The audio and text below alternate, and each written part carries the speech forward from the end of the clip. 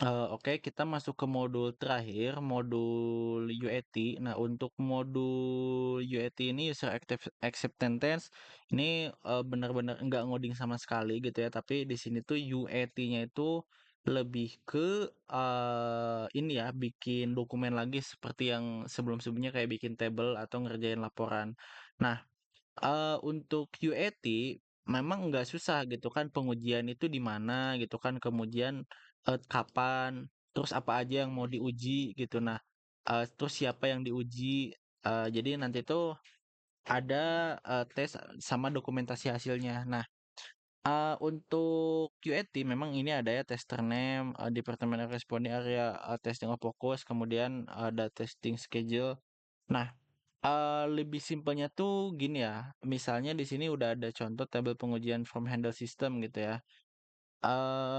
Ada pengisian form dengan data yang benar, kemudian hasil yang diharapkan ini dan yang didapatkan tuh nanti diisi ketika testingnya. Jadi yang pertama tuh bikin test case-nya apa, hasil yang diharapkannya apa. Nah, untuk yang hasil yang didapatkan sama keterangannya tuh nanti diisi ketika langsung UAT ke klien. Jadi kan kalau misalnya anak-anaknya ya udah kerja pasti harusnya lebih ngerti gitu ya terkait UAT ini. Jadi UAT ini anggap aja kayak kita tuh nge-testing langsung ke user atau ke kliennya. Nah, mungkin untuk contohnya ini udah pernah saya kirim juga ya di project KP. Ini project KP saya dulu ada UAT-nya. Nah, UAT-nya tuh seperti ini. Jadi kalau saya dulu pakai kode. Nah, jadi kodenya itu P1 bisa login nggak gitu kan. Kemudian bisa ubah password nggak, bisa apa namanya, dapat email buat login nggak. Nah, untuk UAT-nya di sini memang saya pakai skor. Nah, jadi kalau di sini, di modul itu tuh ada sesuai atau tidak gitu ya, kemudian ada pengujian sesuai use case-nya. Nah, jadi untuk pengujian sesuai use case ini tuh memang best practice-nya gitu ya, udah bener. Nah, tapi karena di sini ibaratnya nanti lebih ke apa namanya tuh, lebih cepat gitu ya, karena kan nggak mungkin ya orang-orang tuh, ibaratnya tuh sesuai use case, terus dijelasin ininya case-nya tuh ke klien. Nah, jadi yang udah saya implementasiin ketika ini UAT, itu tuh cuman ngasih pertanyaan ke kliennya atau ke usernya yang lagi ngetes. Misalnya, bisa nggak login ke sistem pakai username password yang udah terdaftar. Misalnya saya kasih kalau misalkan setuju, sangat setuju 5 gitu. Kalau cuman bisa doang gitu, ya udah bisa atau setuju doang atau netral. Nah itu nanti dikasih skornya kayak gini. Nah jadi untuk tugasnya memang ini sama halnya kayak modul 6 dan 7 ada fleksibilitas. Nah tapi fleksibilitasnya tuh terbatas ke tugas di proyek akang-akang tuh. Jadi nanti kalau bisa nanti akang-akang tuh diskusi ya, nggak harus ini ya, nggak harus semuanya, tapi anggap aja perwakilan gitu. Karena ini agak susah juga ya untuk bikin test case itu. Jadi nanti sistem dari hasil tugas ini proyek perangkat lunak. Nah, yang kemarin tuh dibikinin UAT-nya. Nah, bikin UAT-nya tuh gak apa-apa lah samain aja kayak saya gitu ya.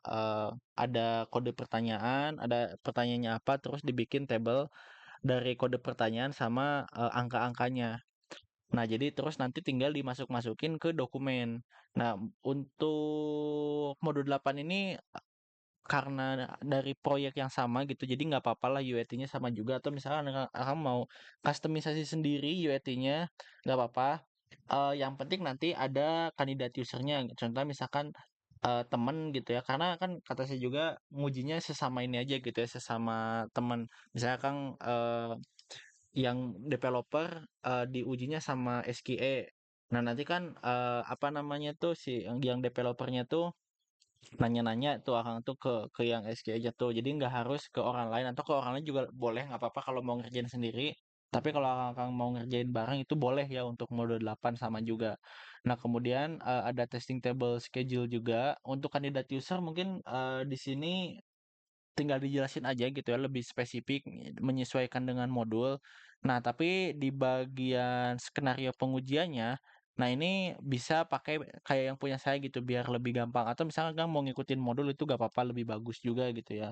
Kemudian kebutuhan non fungsional juga dijelasin gitu ya. Kalau misalkan non fungsional itu kayak kemudahan, terus apa namanya, performa cepet nggak gitu ya, itu kan, bisa dibilang non fungsional juga. Terus kira-kira merasa aman nggak gitu pakai sistemnya itu, dengan ibaratnya ngasih keterangan-keterangan. Nah, jadi untuk QRT ini paling gampang memang di modul, PPL itu, jadi cuman bikin dokumen sedikit, nanti tinggal tuh laporan hasil, eee, apa namanya, pengujian user-nya tuh seperti apa, kan ini user acceptance itu udah ke user atau ke kliennya. Ini nggak terlalu susah, nggak apa-apa untuk, teman sesama ini akan teman-teman juga sama, yang penting, semuanya ngerjain gitu ya. Jadi, seperti itu aja mungkin yang bisa saya sampaikan untuk modul 8. Nanti kalau misalkan ada pertanyaan terkait modul ini bisa langsung tanya dari ke saya. Oke, terima kasih. Selamat mengerjakan laporan praktikumnya.